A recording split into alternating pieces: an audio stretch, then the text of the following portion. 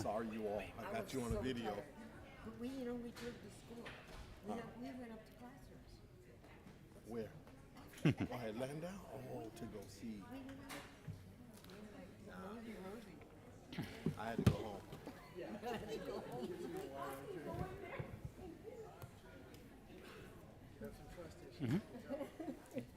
We're living right here. What about that one right there?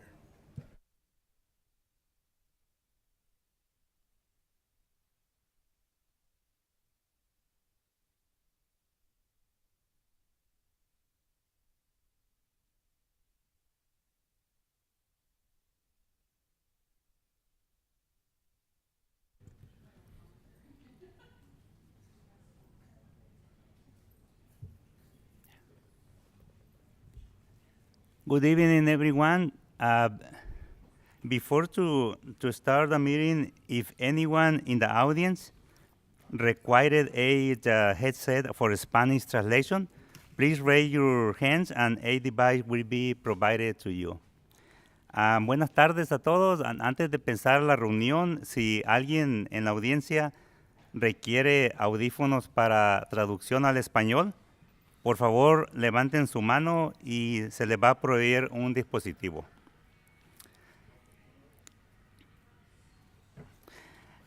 Welcome to the Palm Springs Unified School District regular meeting at the Board of Education. Today is Tuesday, September 23, 2025, and we are so glad you are here with us, whether you are joining us in person or watching along on YouTube. Thank you for being part of this tonight meeting. And I will not call the meeting to order. Can I get a roll call, please? Member Cornett. Member Girardi. Here. Board Clerk Jarrell. Here. Board President Espericueta. Here. Student Board Member Aguilar Hernandez. Here. Student Board Member Aparicio. Here. And Board Member Irvin is absent this evening. Thank you, Monica. Item 6B is the Pledge of Allegiance. The Pledge of Allegiance will be led by Rancho Mirage High School Student Board Member Olivia Aparicio. Please stand.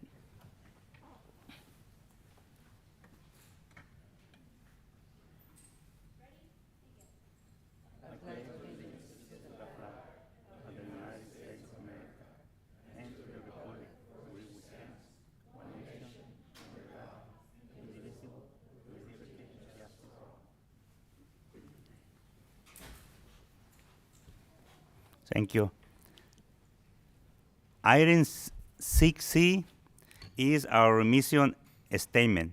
Our mission statement will be read by Rancho Mirage High School Student Board Member Olivia Aparicio in English and Cathedral City High School Student Board Member Leslie Aguilar Hernandez in Spanish. Thank you. All members of Palm Springs Unified School District are united in our commitment to equity. We create deep, meaningful learning opportunities, build professionalism, and engage parents and community to ensure success for all students. All students graduate with the skills, capacities, and confidence needed to succeed in a rapidly changing world. Todos los miembros del Distrito Escolar Unificado de Palm Springs están unidos en nuestro compromiso de la equidad. Creamos oportunidades de aprendizaje profundas y significativas. Creamos profesionalismo y involucramos a los padres y a la comunidad para garantizar el éxito de todos los estudiantes. Thank you. We move to item 6D, land acknowledgement. Cathedral City High School Student Board Member Leslie Aguilar Hernandez will read our land acknowledgement. Land acknowledgement. The Palm Springs Unified School District acknowledges the Kauai as the original stewards of the land on which the Palm Springs Unified School District facilities now sit. We are grateful to have the opportunity to work with the indigenous people of this place. We pay our respect to the Kauai peoples past, present, and emerging who have been here since times immemorial. Thank you. Item 7, report at closed session action. Claire Girel, are there any closed session action to report? Board President Espericueta, there are no actions to report from closed session. Thank you, Claire Girel. Item 8, approval of agenda. Can I get a motion to approve the agenda as presented? Move for approval. Second. Any question? Please vote. All in favor? Aye. Aye. Motion passed.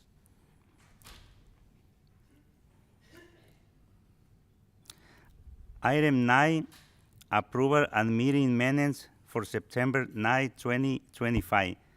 Can I get a motion to approve those minutes? Please. Move for approval. Second. Any question? Please vote. All in favor? Aye. I'll abstain, Monica. Aye, yeah, 3 aye and 1 abstain, yeah.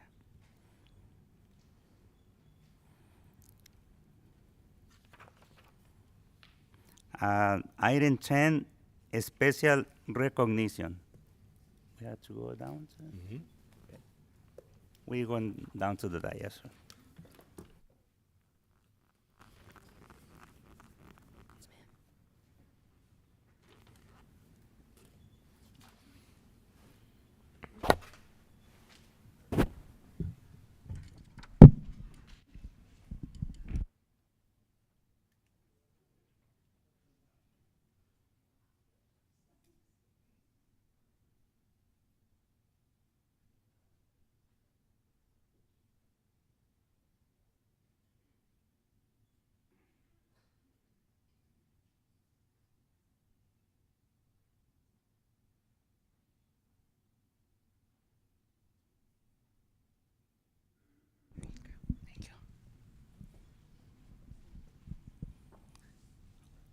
Okay, we'll start with item 10A.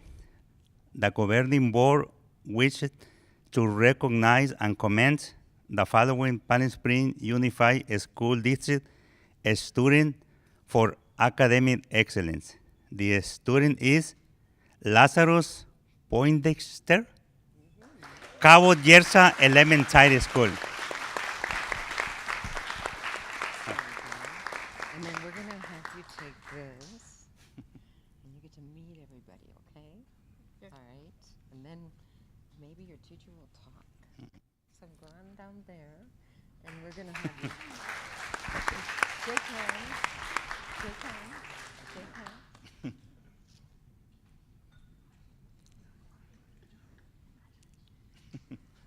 Congratulations, good job. And that's the way you do it. Good job. With the teacher. We had a teacher or principal that would like to say some words. That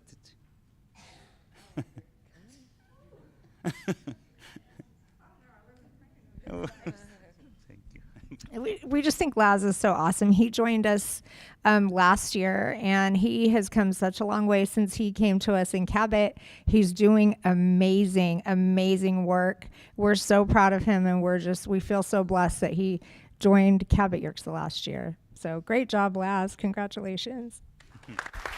Thank you. Now the teacher.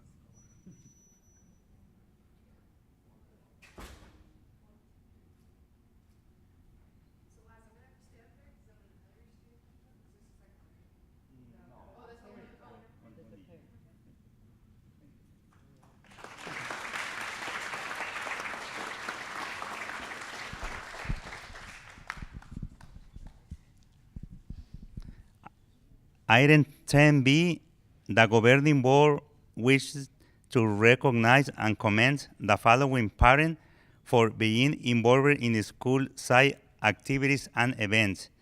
The parent is Cristina Keto from Cabo Yerxa Elementary School. Gracias, Cristina. You can shake hands. Shake.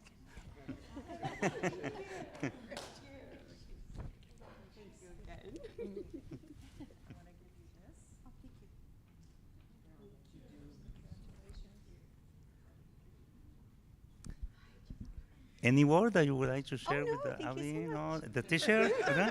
Okay. Thank you.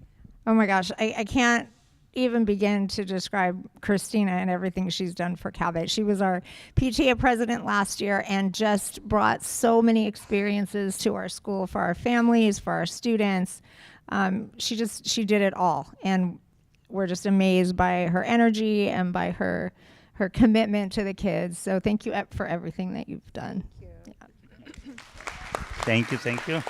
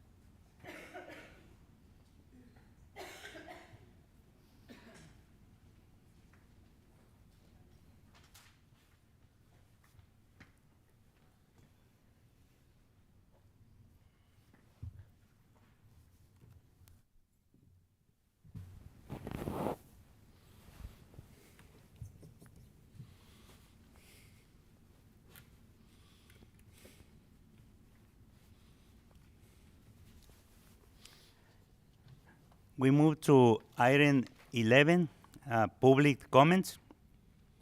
Claire Girer, have we received any electronic comments? We have not received any electronic comments. And next, in-person comments.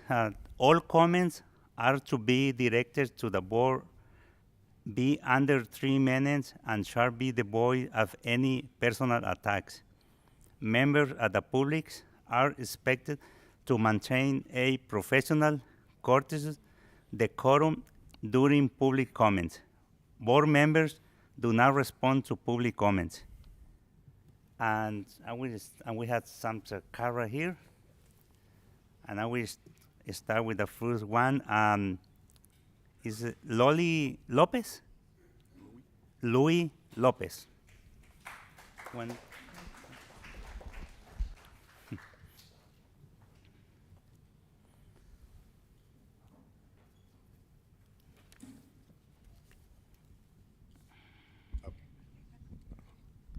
Good evening. Good evening, board president, members, staff, community. My name is Louis Lopez. I'm a business agent for the Ironworkers Local 433. And I'm here tonight with some other colleagues to potentially and hopefully set up some meetings with the school board to kind of explore and educate what a community workforce agreement is. Again, I cover the entire San Bernardino, Riverside counties. Some of the other school districts that we've had success in is Riverside Unified School District, San Bernardino Unified School District, some of the college districts. And what it is I'd like to, me personally, because it's to my heart, is of veterans, okay? We have a partnership with Helmets to Hard Hats, which allows us direct entry into our apprenticeship program. An apprenticeship program is basically, if you guys send your kids to school, college or whatever else, well, college, and they complete a 4-year degree and they come out, they are, they're part of the, oh geez, I just lost everything. Forgive me. Going to college is just the same way as going through the apprenticeship school. We train them, skilled and trained through the state of California. Everybody's is accredited through the state of California. What that does is it allows the partnerships that we have with the veterans, when those men and women are coming back home, it allows them to get direct entry to build, for this situation, our public schools, okay, under a community workforce agreement. There's other aspects some of my other colleagues will talk about, but veterans and women in the trades is kind of where my passion is.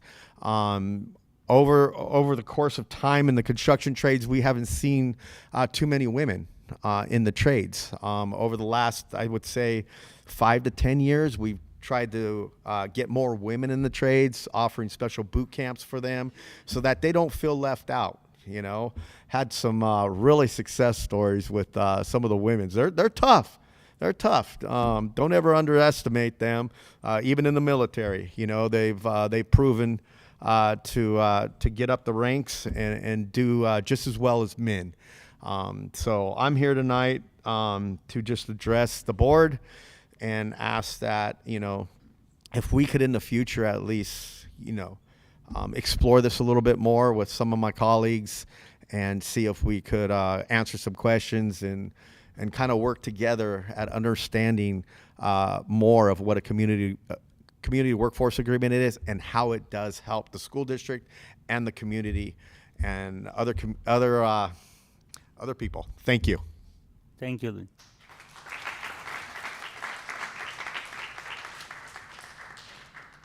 The next speaker is Robert Ramos. Robert Ramos.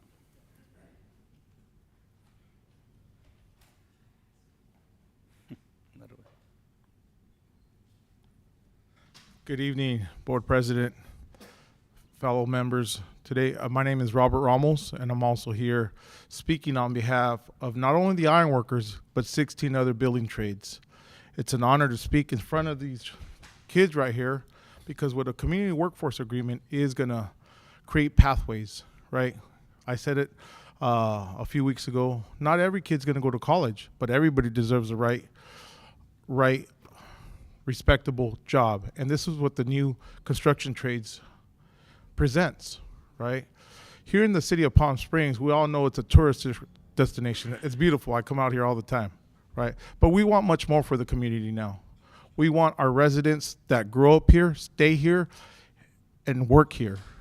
And this is what a CWA represents, right? We hire locally so they could stay locally, right?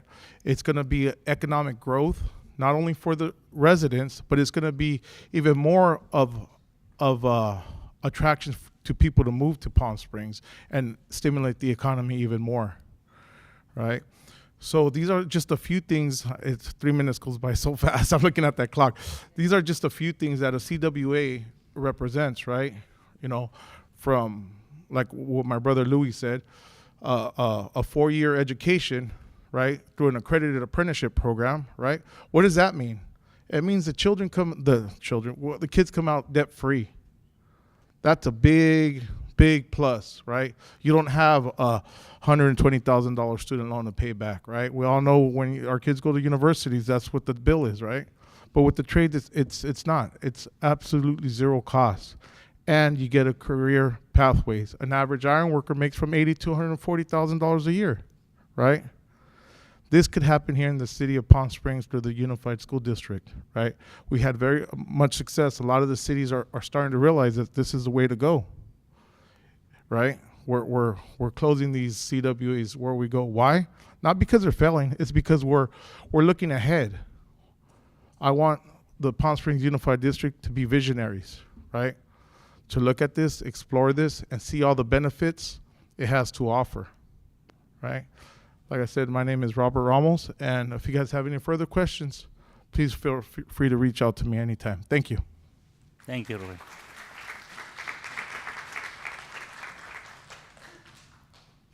Up next is Robert Lujan.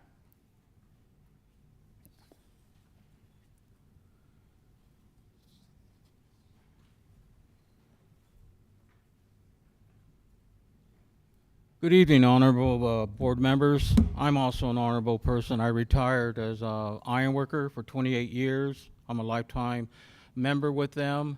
And I also served in the military as my brother Louis Lopez, and so we have a lot of training under our belts, you might say. I've been honored and to serve as MC3 program, that's multi-crafts education. I served 2 classes, one at the Paula Casino and one at Torres Martinez Reservation. And it's a 120-hour class, and it's a pre-apprenticeship program. And so this gets the young ones, once they get out of high school or even before, to look into different careers so that once they graduate, they graduate as a pre-apprentice. And so no better than to have your local young ones to stay here in the city and work here in the city, and their livelihoods will stay with their family and neighbors. This will be good economically to Palm Springs to keep the young ones here. I've heard of students that live in certain cities, and they want to leave because there's nothing going on. But this opened doors. This will open doors, and we also have job fairs if you like to have a job fair. And so you have all these building trades companies or unions, and we all get together, and it helps to nourish their minds to let them know what. And we call this the next 4-year program because they don't pay into it. The contractors do. Because if they're eager, they're ready to work, and they want to learn that trade, they will be backed up by contractors. That's how I became an apprentice, and it took me 4 years to graduate as a apprentice. And I was Sergeant of Arms 9 years with my local. And so I see the young ones coming, and they're hungry. And this will help your economy here. So the reason why I'm here is to share with you that there could be more growth if we allow the young ones to see what construction trades can have benefit where they live at here in the city of Palm Springs. Thank you very much. Thank you. And up next is Albert Duarte. Albert Duarte.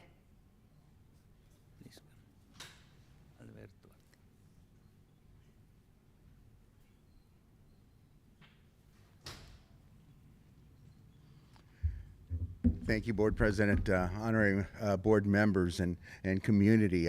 My name is Albert Duarte, and I do represent the building trades and partly with my brothers who are iron workers, but we also have electricians. We have operator engineers who are working the cranes. We have plumber pipe fitters. We have electricians. And what we're doing is really we are asking to start talking about a community workforce agreement, but behind that, we're asking to build a relationship with Palm Springs Unified School District. We've already done it with the city of Palm Springs and initiated a community workforce agreement, but the reason what we want to do is get in and start establishing CTE programs, teaching kids, not only in high schools, but even getting in there younger to the junior high schools and start educating on what the trades mean. We invest $150,000 to $200,000 in each kid, right? And it's absolutely free, right? The schools that we've designed, the apprenticeship schools, are 120 years old. And it's a lot of blood, sweat, and tears of us establishing that. We've recorded everything. And there's a lot of people, unfortunately, a lot of people that have died helping us learn those lessons. Right? So there's a lot of blood, sweat, and tears into our apprenticeship programs. And we want to offer that to the kids. We want to offer that to the community. But behind that, what we want to build here, we want to let the kids build it. And we want to be part of that. So it's a win-win situation for everybody involved. We've already done it with the San Bernardino City Unified School District, Riverside School District.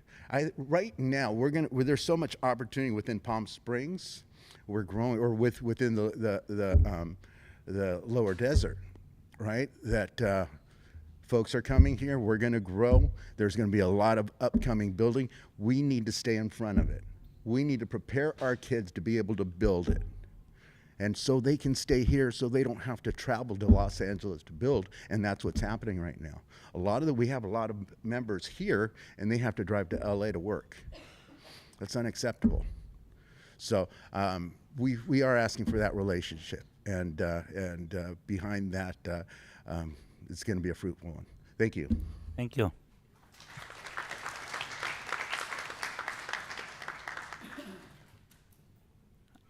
And next, we have Roxane Gallegos.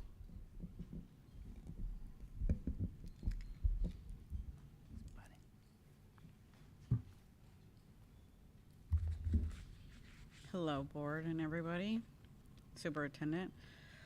I just want to say about school transportation. We have been in the district 6 years.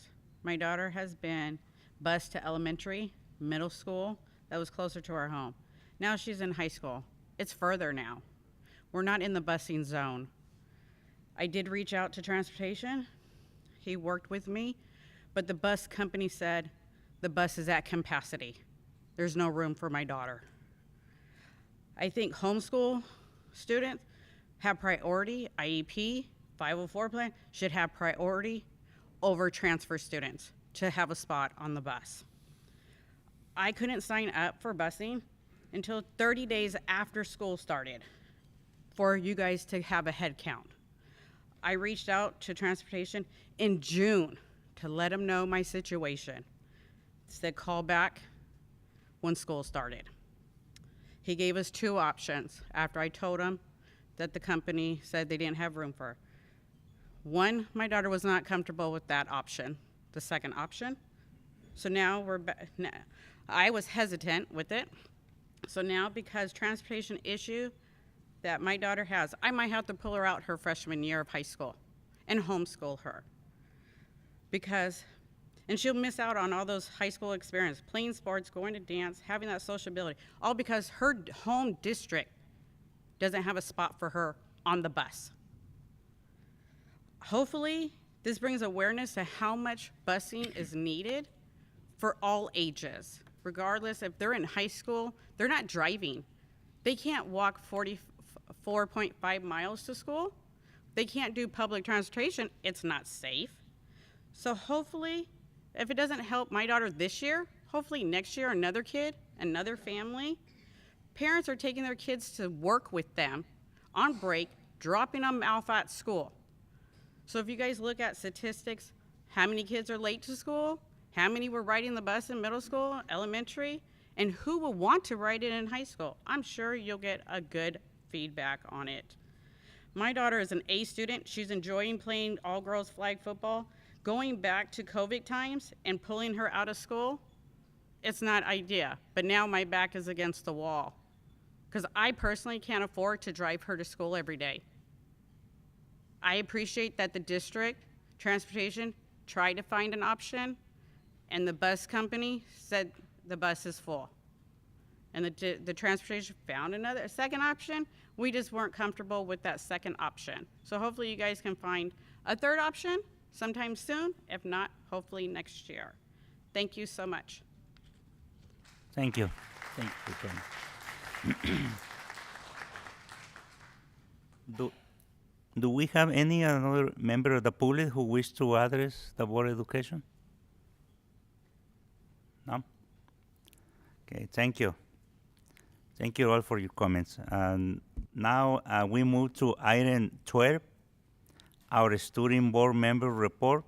Our student board member report will be presented by Olivia Aparicio and Leslie Aguilar Hernandez. At first, we have Olivia from Rancho Mirage High School.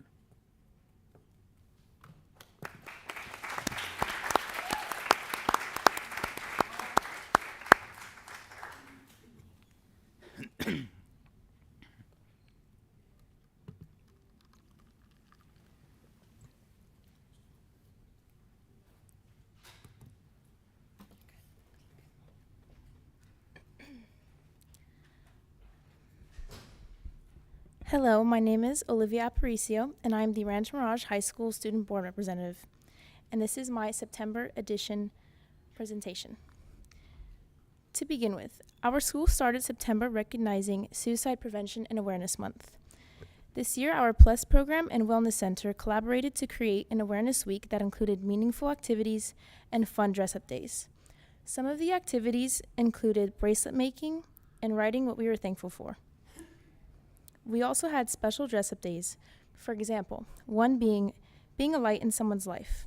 Our students wore white to represent being a light. A second day was Suicide Prevention Awareness Day. Students wore purple and teal to represent the official awareness colors.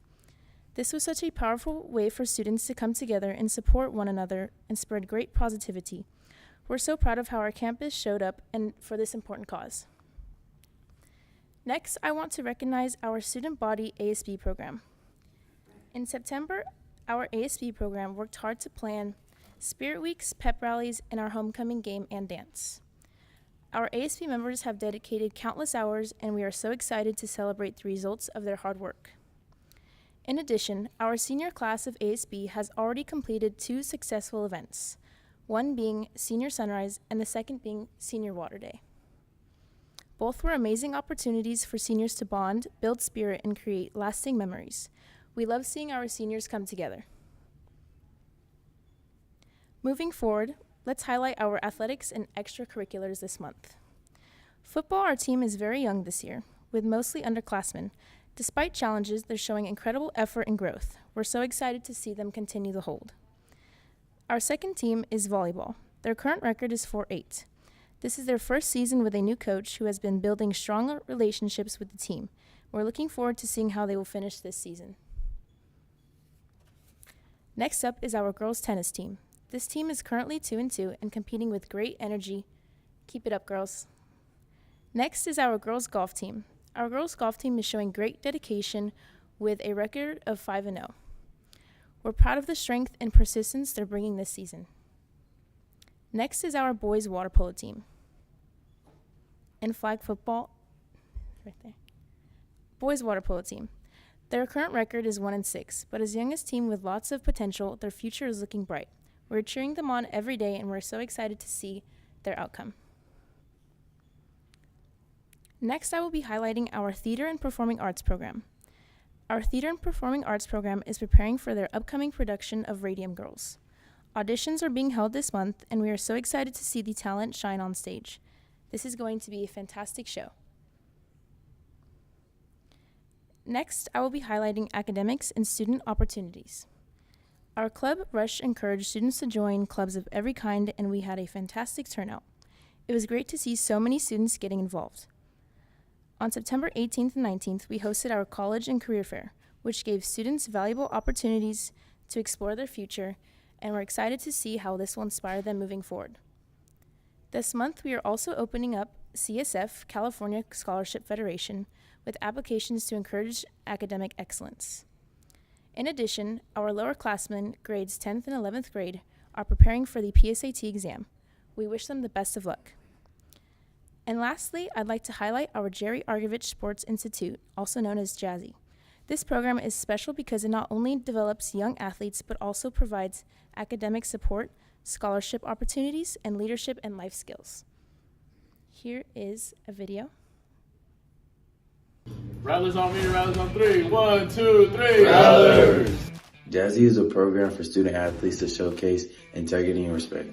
The best piece of advice I'd say that this program has gave me is he who has the goal makes the rules. You know, whoever's in charge, you know, they make the rules, so you got to listen to them. And at the end of the day, you should want to be the man who has the goal so you can make the rules. The skills, how they will help in the future, is by just being a better person, being a better man, and being able to lead someone, and not being able to fall back and not take the steps that I'm trying to implement. That I need to do everything that's right, and I continue to do it every day. Rattlers on me, rattlers on 3. 1, 2, 3. Rattlers!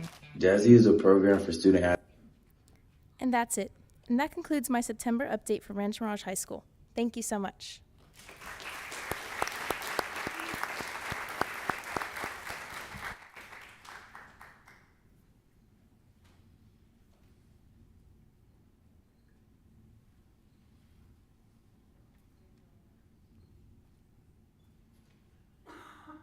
Up next, we have Leslie from Cathedral City High School.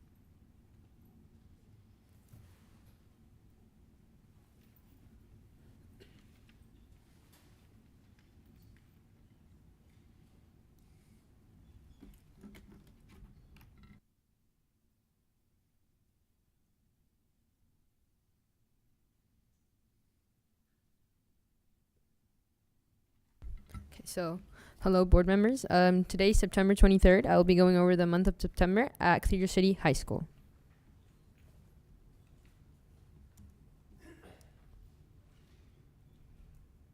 So, for September, on my updates, I included the attendance and preparedness, as that was our goal for this month.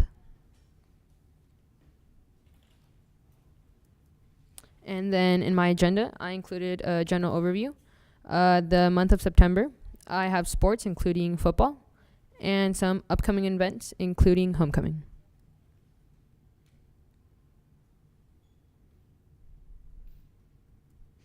But before we get into September, I want to do a quick August recap.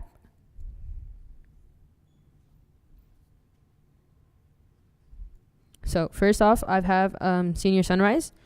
So before we go in depth into September, I want to do a quick recap of August at CCHS. And first up, we have Senior Sunrise.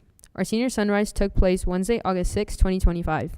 Students were able to take pictures and create good memories from their last day of school. Big shout out to our ASB for making an amazing experience, providing students with a backdrop, picture cutouts, and sunglasses. This wouldn't have been possible without you guys, so thank you.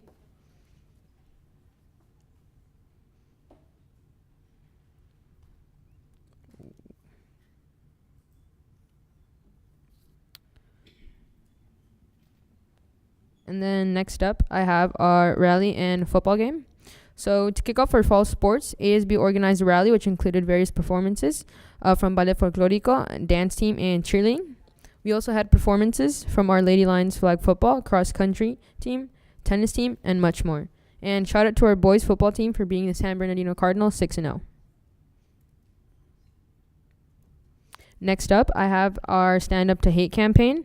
So we had our annual Stand Up to Hate Spirit Week, in which students participated and wore things such as mismatched shoes and Twinning Day. Our CCHS Equity Ambassadors held events during lunch to help spread positivity and kindness throughout school. Events included positivity sticky notes writing and signing posters, including positive quotes to others.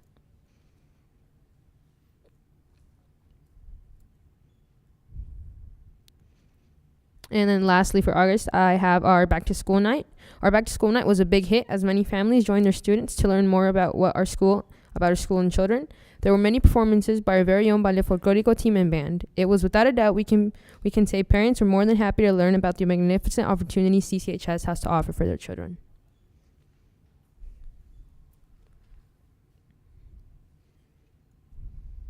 And now we can get into September.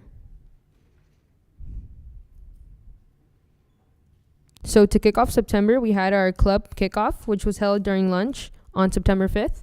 Club kickoff consisted of clubs such as U-Letter, in which students write letters to elders in care homes during the holidays, Key Club, Interact Club, French Club, Cross Country Club, Christian Club, BSU, and much more.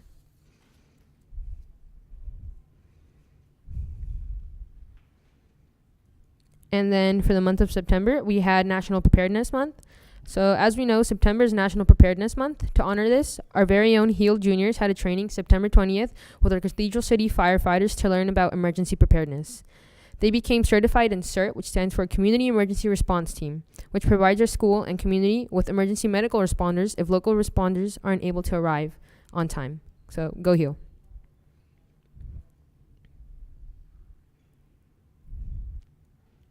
And then next up, I have the 9/11 Memorial. So during 9/11, we had a lunchtime event also held by our HEAL Academy to thank our local first responders and remember the lives lost during 9/11. We wanted to say thank you to all our first responders who risked their lives to save others, and your bravery is very much admired.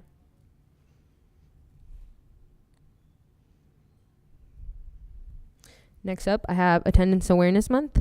September is also Attendance Awareness Month, and we had our annual PSUSD Spirit Week. Students showed their spirits by wearing PJs to school, sports jerseys, wearing sunglasses for a bright future, and bright colors to shine bright. School gear to show school spirit. Go Lions.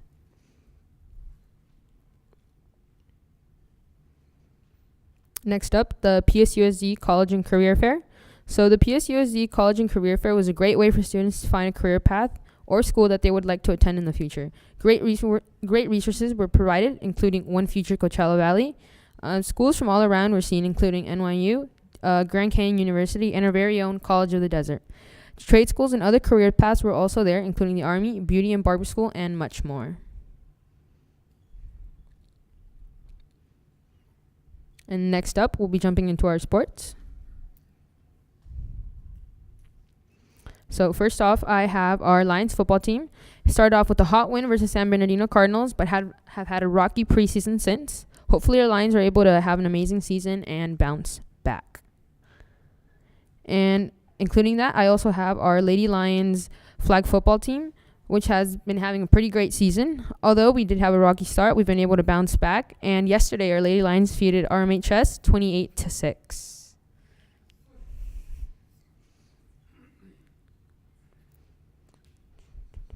And that's a little recap for the pictures of flag football. Next up, I have our boys water polo, and unfortunately, they've had a rough season and are currently 3-0. And in this game, they were losing, sadly, to Indio 15-2. But best of luck to our boys water polo team.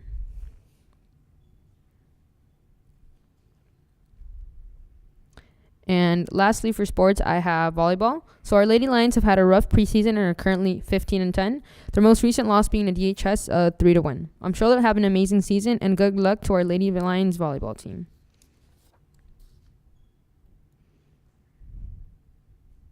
And now for upcoming events, I included the homecoming nominations, which happened today during our third period, and then float parties, which will start this weekend, the 27th, and it'll be community service, our college kickoff, and lastly, our great shakeout, in which our Heal Academy will mock emergency preparedness.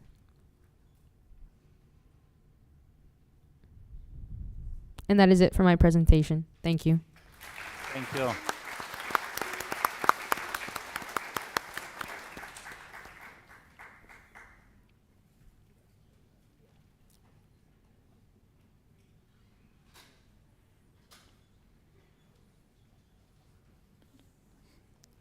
Thank you, student board members.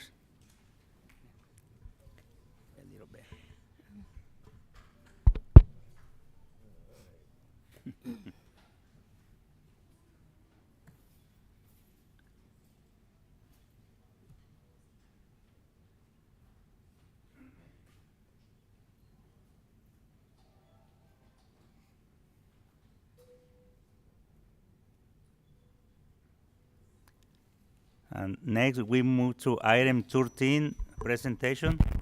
13A, Educational Service Update, OE 10. Dr. Covas. Yes, so this evening, our Educational Services Program update will be focused on our Spanish Dual Immersion Program.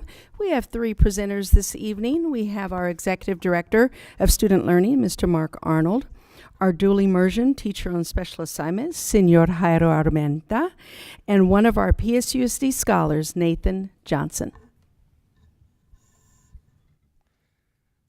All righty, good evening, everyone. It's good to see everyone. Tonight, I will be co-presenting an overview of the PSUSD Spanish Dual Immersion Program, and Dr. Kovac already kind of introduced my co-presenters, and once they come up, I will introduce them again. So I'll start just by looking at the mission and vision of our DI program. So our mission statement, PSUSD mission is to prepare transitional kindergarten through 12th grade students to excel academically in Spanish and English, to develop a lifelong love of learning, and to become bilingual, biliterate, and multiculturally competent leaders. And the vision statement, PSUSD's dual language immersion program is dedicated to fostering a diverse and inclusive learning environment that empowers students to become culturally proficient, bilingual, and academically successful individuals. We strive to provide a rigorous and relevant educational experience that equips students with the linguistic and cultural competencies necessary to thrive in a globalized world. So we know that there are many benefits to being bilingual. So here on the left-hand side of this slide, we're talking about the benefits of the bilingual brain. There's a lot of information there. I'm going to draw our attention to the right-hand side there and just hit on the 3 points. These are lifelong benefits. So you can see the first one, mental health. A multilingual brain is quicker, nimbler, and more resistant to Alzheimer's and other forms of dementia. Academic performance, students in dual language programs consistently outperform monolingual peers in state-mandated tests regardless of demographic. And the third one, preparation for the future. Bilingual adults have several advantages over monolingual adults, including higher average salaries and greater career opportunities. On the right-hand side of that slide, we're looking at the 3 pillars of dual language education, which drives our program, along with the little book up there says the guiding principles of dual language education. So the first pillar is bilingualism and biliteracy. So we're working to develop high levels of language proficiency, meaning speaking, listening, reading, writing, and metalinguistic awareness in their primary language and their second language. Number 2, grade level academic achievement, high quality instruction, rigorous curriculum in Spanish and English, and high expectations for academic achievement. And the third one, sociocultural competence, developing self-identity, viewing differences as opportunities and not obstacles, and using what we learn to advocate for equity. We're going to take a minute here just to review kind of the PSUSD story. So in 2015-16, that's where PSUSD began the program at Vista Del Monte Elementary. So it began as a kindergarten program, and then each year we added that subsequent grade level. So when those elementary kids got to 5th grade, then we needed to be prepared to get them moving to our middle school. So in 21-22, we successfully transitioned the program to Raymond Cree Middle School, where it still is active. And then again, when those 8th grade students are ready to go into 9th grade, we transitioned that program to Palm Springs High School in 24-25. Also in 24-25, we expanded the dual language immersion program to another elementary school in Desert Hot Springs. And in 24-25, we had a TK classroom and a kindergarten classroom. Just a little bit more information on the expansion to Desert Hot Springs. We know that this was a school board initiative, which we were able to accomplish in 24-25. So some of the things that we did to identify that it was going to be at Two Bunch Palms Elementary, we looked at all the current numbers of DHS students that were currently enrolled in the VDM program to see what site had the majority of the kids attending. And then after that, we sent out an interest survey to all the Desert Hot Springs families with preschool and elementary age students. From that survey, we received 80 responses, and you can see that 85% of them stated that they were strongly interested in sending their student to a dual language immersion school, and another 8% were somewhat interested.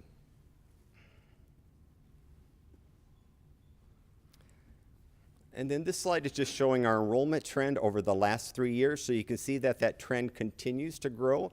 It indicates that there is a robust community interest in the program and a steady demand for the program. With that, I'm going to turn it over to Mr. Armenta. Mark, I have a question. Go ahead. Sorry. In the previous slide. So at Vista Del Monte, we started with over 250 scholars. And then when they transferred to Raymond Cree, it went down to 75 or so? Is that what this is telling me? Say, ask me that again, sorry. All right, no problem. Look at the 2023-24 school year. Okay, can you explain? Let's do this. Explain this slide to me. Okay, so in 23-24, we had program at Vista Del Monte Elementary and Raymond Cree Middle School. So at Vista Del Monte in 2023-24, we had just over 250 students and just under 100 students at Raymond Cree. Got it. And then as it continued to expand, you can see that the numbers at Vista Del Monte did drop a little bit, but we kind of knew that was going to happen because we were pulling kids from Desert Hot Springs to attend Vista Del Monte. Two Bunch Palms started fairly small. Raymond Cree continued to grow, and then Palm Springs also, again, was a pretty small number. And then when we move into the current year, we're looking at Vista Del Monte, again, being a little bit lower than they were when they were the only program, but then we're seeing growth at Two Bunch Palms, pretty consistent at Raymond Cree, and growth at Palm Springs High School as an additional grade level goes in there. I guess my question is, are we seeing students continue in this, or are we seeing declining enrollments as they increase grade levels? We see very few kids that are dropping out of the program. Okay. There are some students that do drop out. I think there is, as they learn that as a as the language focus is in their second language, some of the parents do get concerned, I think, when they get into third and fourth grade that they're not staying up academically. And I think the data shows differently, but it is a concern that happens with just a handful of parents, not very many of them. Okay, thank you. You bet. Can I ask the opposite of that? You bet. People leave, but say we have a student that transfers in. Do they have to be part of the cohort that started at Vista Del Monte? Or would maybe a middle school student be able to transfer into Raymond Creed? That's a great question.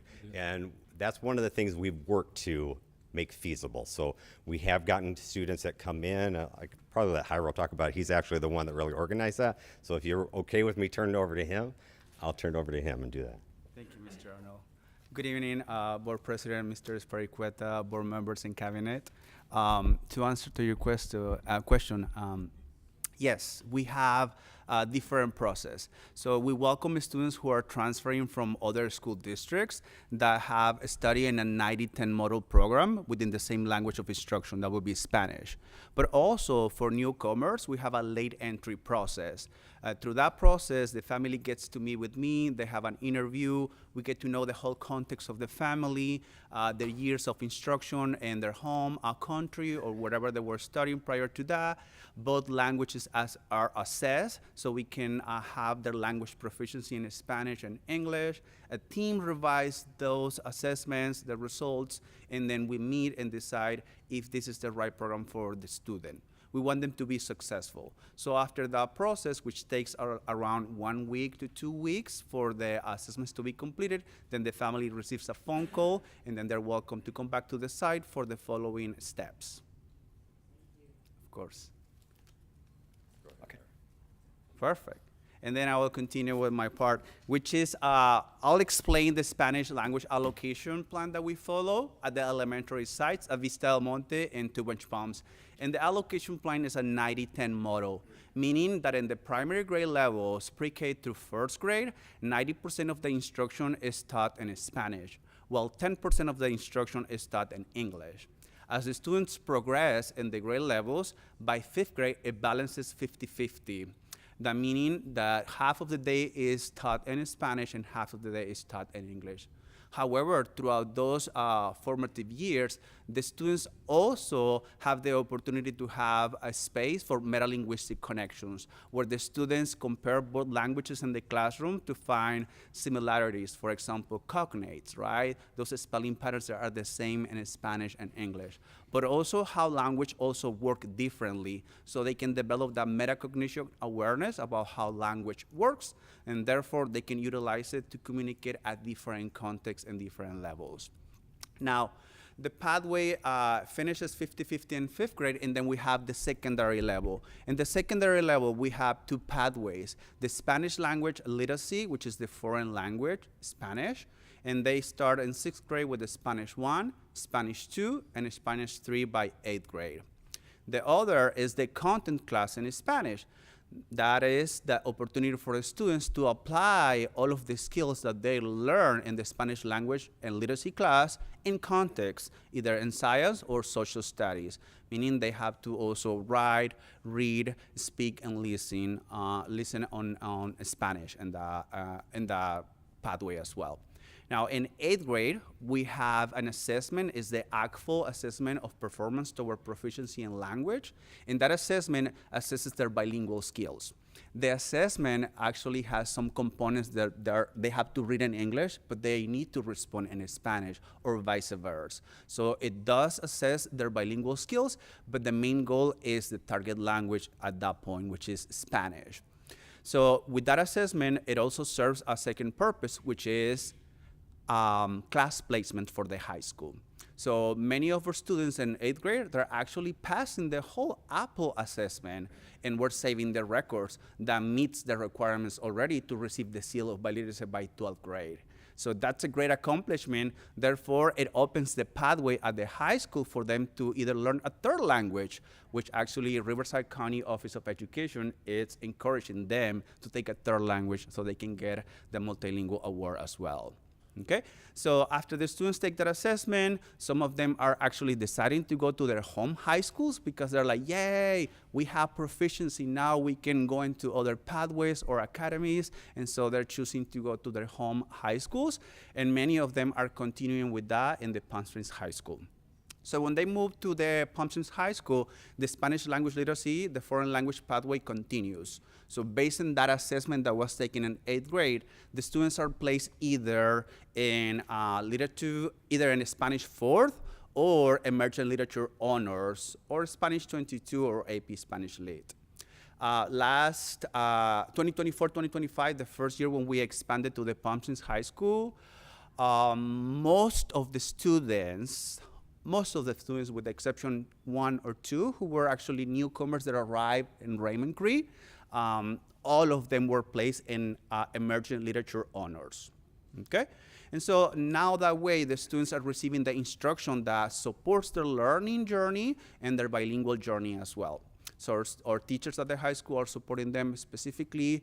We want that writing and that reading to be really strong to pass those assessments as well. And the content class ends in 9th grade with ethnic studies being taught in Spanish, which also helps them meet that requirement for graduation. Okay, and so by that, the high school decided to offer more opportunities for the students to meet the AG through requirements, and also to provide more opportunities for them to enroll in academies and other classes so they can receive a well-rounded education. Okay.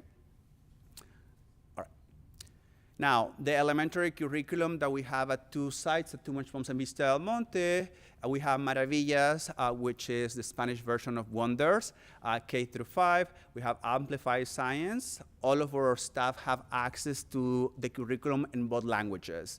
We have Social Studies, Weekly Studies, and we also have Bridges for Mathematics. In Spanish, we have the Reading Intervention Program, which is the Hopscotch, El Sistema de la Intervención de la Lectura, and for English, we use UFly. We also have supplemental curriculums because this is very important to fill in the gaps that Maravilla didn't have to really have strong readers in Spanish language arts. Estrellita follows the order of how Spanish is taught authentically. Right? Jumping the schemes from the phonics and graphemes to syllabication. We go immediately into syllabus since Spanish is very transparent. And so we have to find supplemental materials for our staff to teach Spanish in that authentic way. For pre-K, TK, we have Sonidos Programa. K1, we have the K1 program. 2nd grade is Lunita, and 3rd grade is Escalera, which actually also serves the purpose for that tier 2 instruction in the classroom, that intervention that happens during small instruction, during that win time, getting what I need. We also purchased bilingual, the language through music supplemental material for TK for both sides, Vista del Monte and Two Palms. This is an amazing supplemental curriculum that brings music, art, and literature in the classroom, so the students are singing and developing vocabulary and at the same time, Spanish proficiency. And for K through 2nd, we got Bus Lectura. This is being implemented this year. Thanks to our DI lead as well at Vista del Monte, we already launched a PD. And so our scholars are already working and learning through Bus Lectura, which actually connects all of the Scarborough's ROP to the science of reading, because this program is connected to the universal reading screener, the risk screener that everybody's taking at the beginning of the school year. Okay. So this is our curriculum in the elementary. And then for the secondary curriculum for the Spanish, we have Maravillas for 6th grade. That's the transitional year. We wanted to articulate what is happening at the elementary with 6th grade, since that year is pivotal for the work that happens in regards to literacy instruction and language proficiency. So our 5th grade and 6th grade, they're actually working, they will be working this year and articulating the writing rubrics that we have and the pathways that we have for each component for speaking, reading, writing, and listening. We have En Español for 7th and 8th grade. This is a curriculum that was designed for dual immersion programs. So it has all of the modes of communications that are being covered through the Apple assessment for language proficiency, and our teachers are getting them ready to pass that assessment, which is already happening. And then we have social studies impacto for 7th and 8th grade, and social studies is also being taught in Spanish. Now for English, we have mathematics, that's Reveal, science, Amplify, and English language arts, that's Wonder, and P is also being taught in English. Now the Pathway Seal of Biliteracy, it's a program that we just launched last year. And this pathway actually embraces two of the principles of English Learners Roadmap here in California. The principle one, meaning that we value, we embrace all of the cultural and linguistic assets that our students bring to our schools. That way we try to provide a learning environment where they are welcome, they're celebrated, but also they're acknowledged that they have other assets and they're working towards maintaining them. And so that's what this pathway does. But also supports the roadmap, the principle of 4, which fosters those skills, those leadership skills. It supports students for the 21st century. It also provides skills for them to be bilingual, biliterate, but also to be able to participate in this diverse and multilingual society that we live in. Okay, so the way how this works, meaning our staff, or dual immersion staff, work on this for the past 3 years. They actually design, they wrote criteria specifically for each grade level, for kindergarten, 3rd grade, 5th grade, and 8th grade. So this is an opportunity for our scholars to go back and apply and do extra work. They have to read 10 more books. They have to write an essay. They actually have to do community service that involves reading in the target language. Any opportunity that the students have to use their bilingual skills, that is also a way for them to participate in our school communities.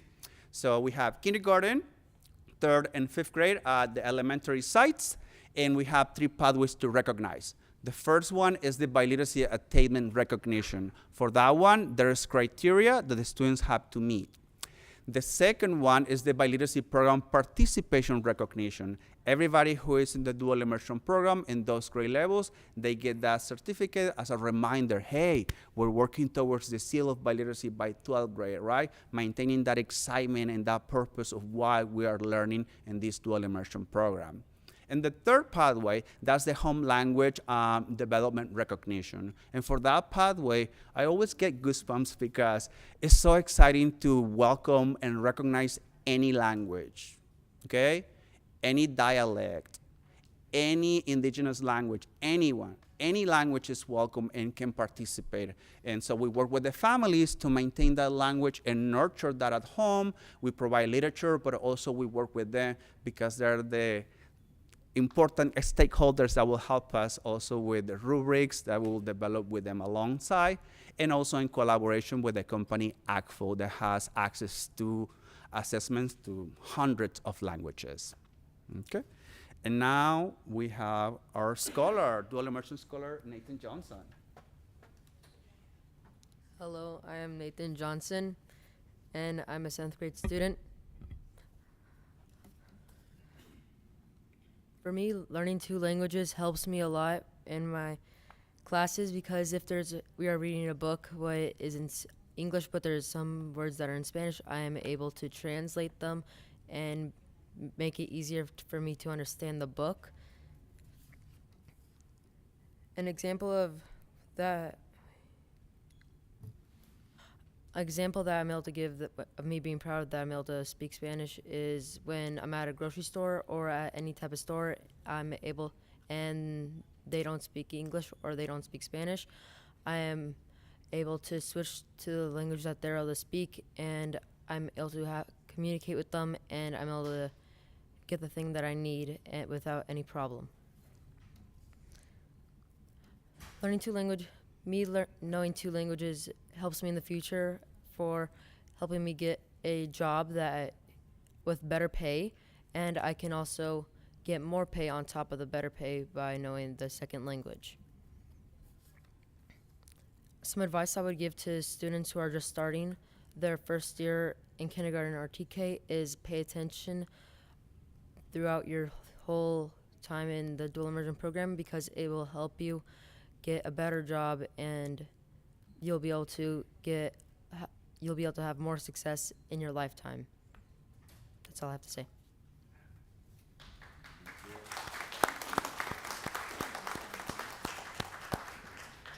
All right, thank you very much. Thank you, Nathan. That was great.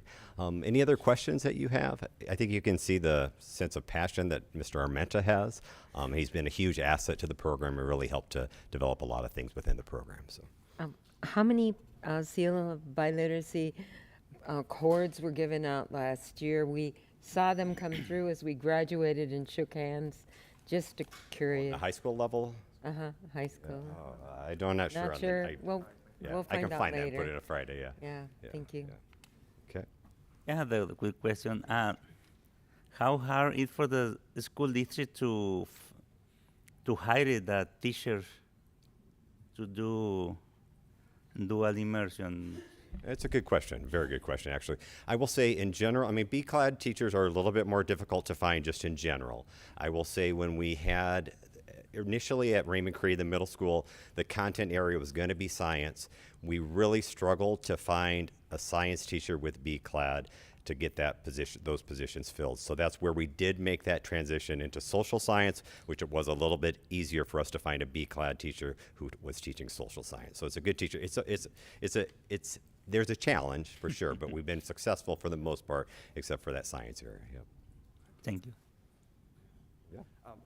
I can also add to that question that now, thanks to the great partnership that we have with Alder University, actually many of the residents that are working and study here in our school district, they're also getting their B-clad. Vista Del Monte has hosted and have residents in the past 3 years. And many of those teachers who have a B-clad, they're currently working in our sites and other sites where traditional schooling is happening. Thank you. One more question? When are we taking this to Cathedral City? Next year, hopefully. We're on the same page. I have one question.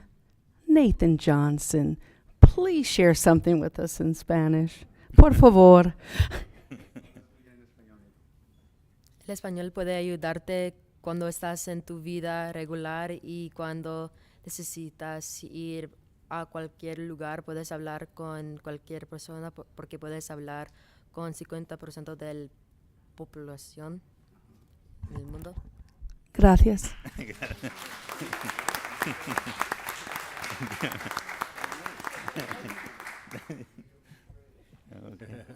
Thank you very much. Thank you. Thank you. Thank you. Nathan. Gracias. Good presentation.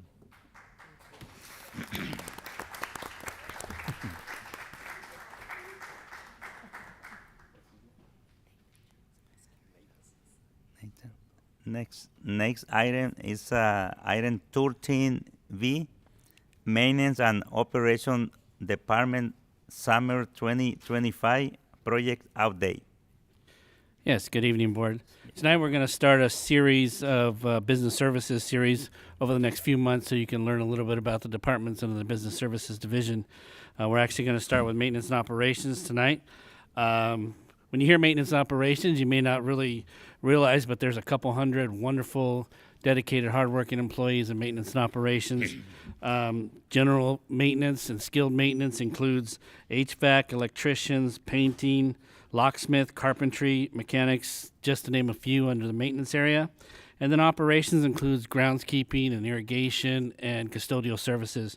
So it's quite a large department. I would like to introduce Greg Shoemaker, who's the director of that department, share a little bit about his department and what's been going on over the summer and up to the current date and how the operations work. Well, good evening. Again, my name is Greg Shoemaker. I'm the Director of Maintenance and Operations. So tonight I'll be presenting an overview of the department and highlighting multiple projects that were recently completed during this summer.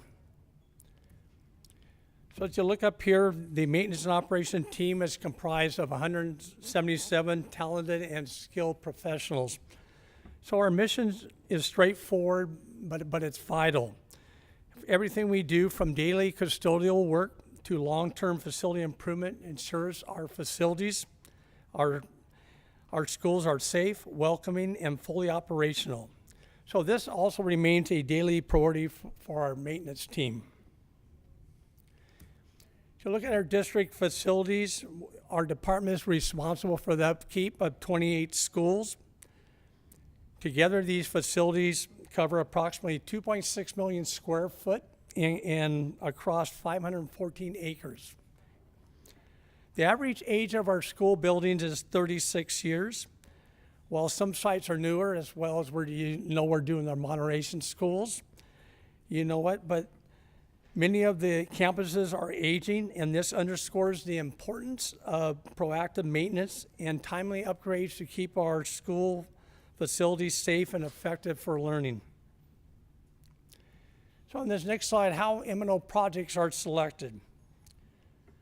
Projects are prioritized carefully based on urgency, safety, and long-term needs with input from our school sites. So we use a variety of tools, including the work order system, the district's deferred maintenance plan, it's a 5-year plan, facility condition assessments, and feedback from principals. So this is to make sure resources are allocated efficiently in alignment with district goals. So we processed, nearly 16,000 work orders a year in maintenance and operations. As I said, we have an updated 5-year maintenance plan that we follow as part of that. And on the facility condition assessment, our maintenance and operation management team, we inspect 28 schools annually. So what that involves, we cover every square inch of a school site, so that's over 1,500 areas, and then that gets reported on a facility inspection report. So that's all documented, and then annually, we also, as our management team, we go out and schedule spring site visits with each of the principals at our 28 schools.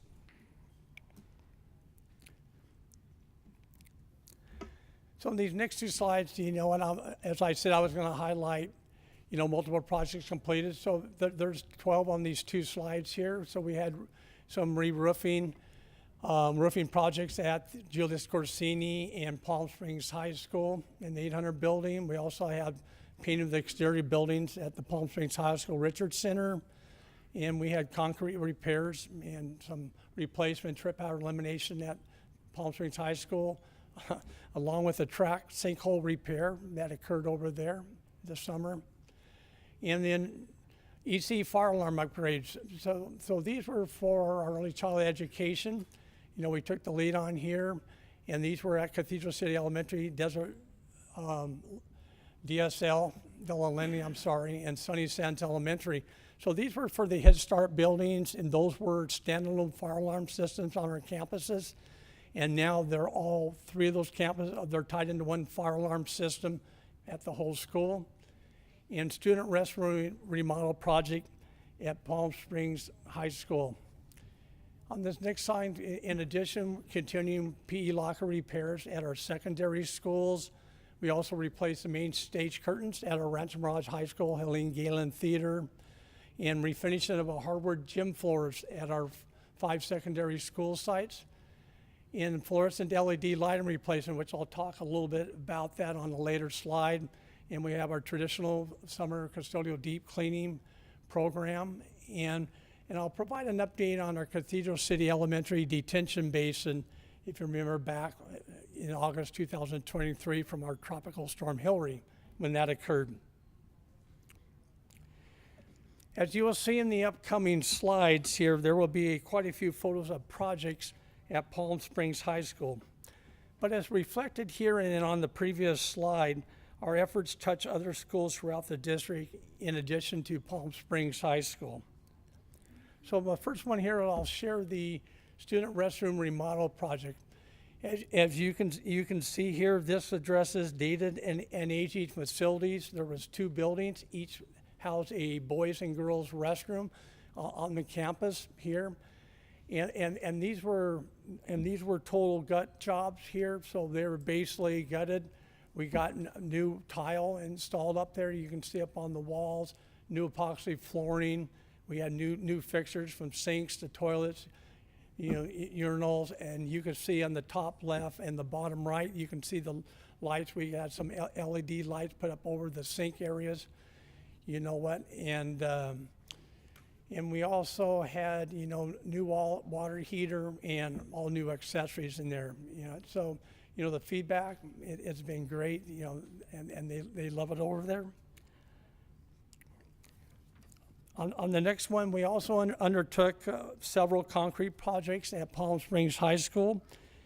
And this was including trip hazard elimination, surface repairs. So these efforts, were to improve safety on the campus and prevent injuries on there. And these go on throughout all our schools. This summer, this is where the project's focused on here. And if you look on the top left and the bottom, those are out in front. One's a performing art building, the other's the entrance up to the Richards Center. And then the center top and the right, those are on the 800 building, the pod over there where we have our career technical education programs on there. And then the bottom center and right were just pictures of where we eliminated, where we did grinding to get rid of trip hazards on there to keep the campuses safe, just for students and staff, plus also where we have a lot of community involved in there. Here we had a sinkhole repair which resolved a safety hazard. So this was caused by an irrigation main line break there, and you probably see that the purple piping because that's reclaimed water that we use over there in that part of the school for irrigation.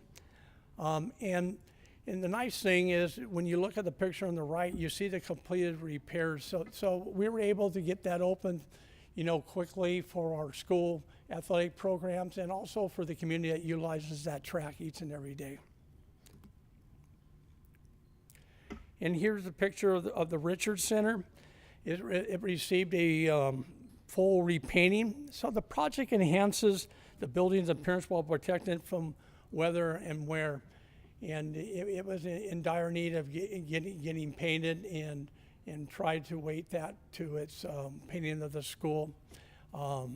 It couldn't wait on there. We talked about roofing projects. So the one on the left, Julius Corsini, that's the NPR building. So that received a full re-roof.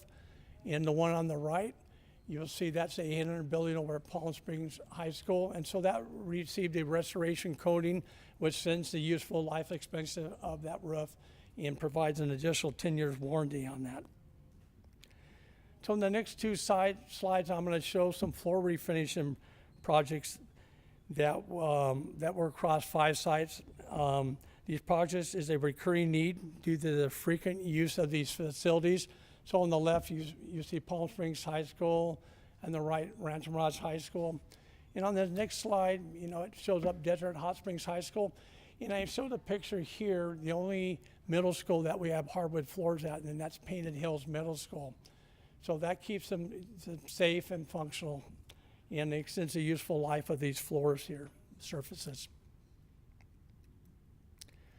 Next here, is our custodial deep clean program. They completed a district-wide deep clean program that goes beyond daily routines. So we have, in this summer, we had approximately 82 custodians out there, part of our custodians, and some were some summer help that assists us during the summer. And that ensures our classrooms and our ancillary spaces are maintained in top condition and ready for the start of the new school year. So what these crews do, as you can see in there, as they clean windows and they change, these lamps up there, which I'll touch on in a minute. They also perform high dusting. They do replacement of fluorescent lamps, which I mentioned, sanitizing desks and counters. We mentioned clean windows, but they wipe down interior walls, strip and wax floors, clean carpets, pressure wash concrete walkways, and outdoor lunch areas. Interesting this year on our fluorescent lamps is you may recall that a ban came in California starting January 1st of 2025.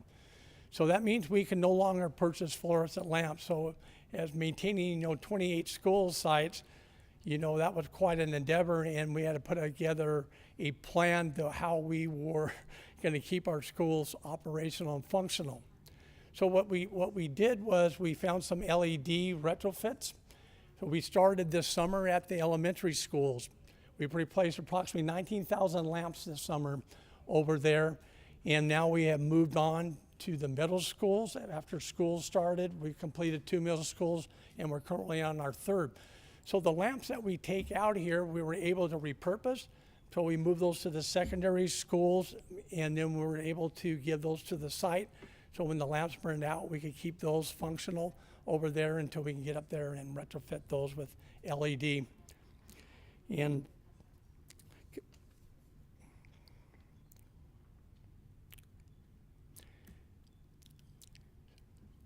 so Cathedral City Elementary School detention basin update.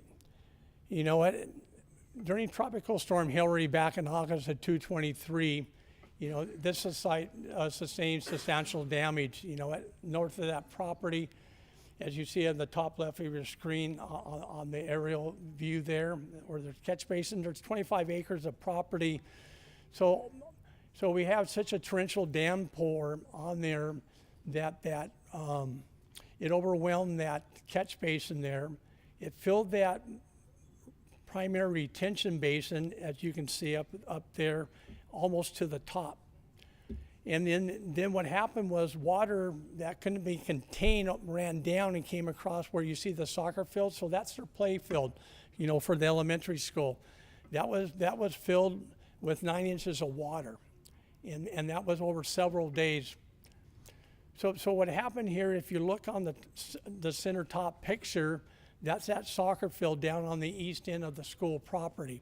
You can see where all the erosion occurred, and then center bottom is just a close-up where you can see it where it washed out underneath that retention wall and that footing on there. And then on the top right is just looking from that primary detention basin. It's looking out, you can see where that slope failed off there. And then the bottom right picture is looking from the detention basin. You can actually walk through there up into the soccer field up there. Well, the state governor declared, state of emergency at that time, which was good for us because we were able to apply for some FEMA funding. So I'll just give you a quick update in that process. It's been gone over a little bit, over 2 years now. So recently, just in the last week, FEMA obligated the funds. Now they go over to Cal OES, which is the Office of Emergency Service, and now that's what we're working with.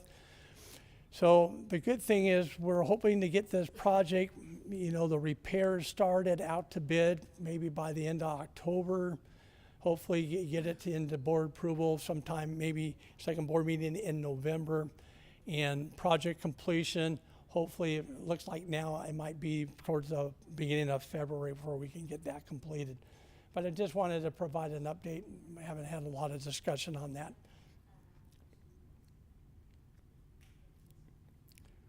So in closing, I just want to thank the board for your support for the Maintenance and Operation Department. So our teamwork often happens behind the scenes, but it is vital to student success. Together we are ensuring safe, clean, and functional schools across Palm Springs Unified. So thank you. I'd be happy to take any questions you may have.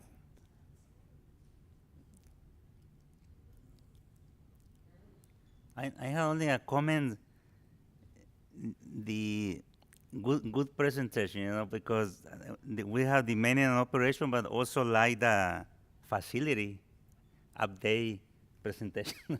Thank you for your complete presentation with details. You're welcome. I appreciate it. Thank you very much. Thank you.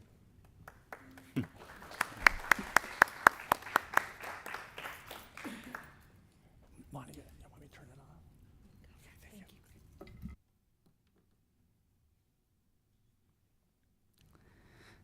Next, we move to item 14, board member comments. Do we have any comment from the board? Karen? Yeah, you can start, Karen. Yeah, I'd like to thank the gentleman that came tonight, speaking to the importance of the community workforce partnership, and maybe our district can look and see what that is, and maybe explore that partnership, because I'm not quite sure what it is. They did try to explain it, but I know we have a lot of pathways, so maybe it's something that our district would want to get involved in. Also, to the parent who spoke tonight about her transportation problems, maybe we could look into that issue also. Thank you for the dual language presentation tonight. It's great. I think the board is really supportive of that program, and I know we are, and it's something that we really look forward to expanding. And also thank you, Nathan, for really sharing with us your experiences in the program. We're really happy to hear from you. And also thank you to Leslie and to Olivia for their excellent reports tonight. We really look forward to working with you this year. So congratulations and welcome. Also, congratulations to tonight's honorees, to the mom and to the young man that was honored tonight for his academics. And I was able to present the State of Palm Springs Unified to Desert Hot Springs Rotary. You missed because you didn't feel well, but it was great. That Rotary does so much for the not only the community but the students out in Desert Hot Springs, and they're really to be commended for that. I was also able to attend Do the Right Thing, which is a fabulous program, and I really want to thank the organization for their ongoing support. It's amazing how many of our kids have been actually honored at those things, and really thank you to Amber Grosscoin for being our liaison, and to Terry Ketover for really bringing that to the Valley. She's absolutely a wonderful advocate for our district. I also got to attend the One Futures Regional College Fair and Career. Wow. I mean, I can't believe how many students were there. Not only high school students, but also middle schools were invited. So it was a great opportunity to see our kids get the opportunity to actually look at what's available out there, not only for colleges, but also for different careers. So, thank you. Real quick, I just want to echo what Karen said. Thank both of you for your presentations tonight. Very well done. It's nice to learn something new about your schools every meeting. Thanks to our public comments. And I kind of want to echo what Karen said. If we could get some idea what they're proposing, I don't know if you guys know, but I'm not sure exactly what they're asking us to do. So I'd be curious to see what that is. I want to just congratulate, I hate to just pick out one group of students, but all our student athletes who are participating in fall sports this year. Some won, some didn't win, but the important thing is you are participating, and that is tremendous on your part. Nathan, great job back there. We really appreciate you coming in and presenting to us. And then to end, just a happy Hispanic Heritage Month to everybody. I just recently learned that it's celebrated because a lot of Latin American countries became independent at this time many years ago. And I want to thank the district and all our school sites for participating in celebrating the culture, the heritage, and the contributions of our Hispanic community and our Hispanic partners. So thank you very much. I'm just going to piggyback off of what some of the board members said. And congratulations, Olivia and Leslie, your first board meeting.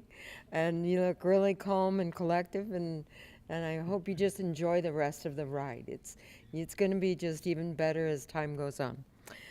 We had wonderful presentations tonight, or this afternoon, by Dr. Kovacs, and all of the operational diversity and equity work that we're doing in the district. A special thank you to you and your team. Also to the other presentations that we had tonight that helped to contribute to the success of every student in Palm Springs Unified. Nathan, now you're ready for your third language, okay? And we're wondering what it's going to be. So, vaya con Dios y que te vaya bien. Have a good time and enjoy all of the culture and wonderful things that come with learning language. Mr. Armenta, otra vez, thank you again. The board comments that I'd like to talk about, a quick Zoom that I had a chance to be on and learn about workplace housing. And across the state, there is housing going up because of education staffing shortages. And these housing projects are designed to improve and enforce community involvement and help recruit teachers. Now, the first development went up in Santa Clara. It was called Casa del Maestro, and that was in 2002 for the 70 units of $12 million. Now, most currently, a development in San Francisco Unified, Shirley Chisholm Village, in 2025 with 135 units was $105 million. And it's interesting to learn about these housing developments in that the teachers do not own them. They lease them for like 3 years, and then they stay in the district, and then they have a chance to move on to different housing. But it's interesting to see different areas in the state. Coming up is Berkeley USD and to 2027, and the cost is to be announced. So just so you know that some areas are struggling to keep teachers just due to the cost of housing. I was with my board members at Do the Right Thing, and thank Dr. Ketover and Dr. Ketover both, and the whole team that helped to celebrate our students. The same day, we went to the Landau Hispanic celebration and ate pupusas and elote and tacos. It was such a fun night. Oh my goodness. We danced. Seeing the cheerleaders, Ballet Folklorico from Palm Springs High School, and Laura Castro, a parent who sang, was just like amazing. So we can't wait to go back for that. With my co-board members, we were with all of our students at the career fair and regional area college event. We thank the Agua Caliente Casino. We give gratitude to all of the people, Karen Dimmick, Kim McNulty, Dr. Ormir, thousands of students. They said 4,000 to 5,000 students were at that fair. And they were there at the same time, or they were staggered. Middle school was first, then was high school. And Sheila Thornton, Ernie Rios, all of the One Future team. It was a wonderful success. With my co-board member and president, we were able to meet our CSBA representatives, public affairs representative Denise Lopez. If you're listening, thank you. She brought Senator Rosilisi Ochoa Bow with our Region 18 board members. One of our board members came from our regional area from rim of the world. She drove down an hour and a half to meet with all of our board members here. And she gave us a lot of insight and inspiration about what's coming in education in the state. And she specifically talked about mathematics and preparing our scholars to not just graduate, but to go on and participate in universities and get world-class positions and jobs in the industry using mathematics. So that's all for me. Go ahead. Thank you. Thank you. Okay, I would like to start, with the presentation, great presentation at the dual immersion. Thank you, teacher. Thank you, Nathan. You are inspiration for many or for all students in the school district.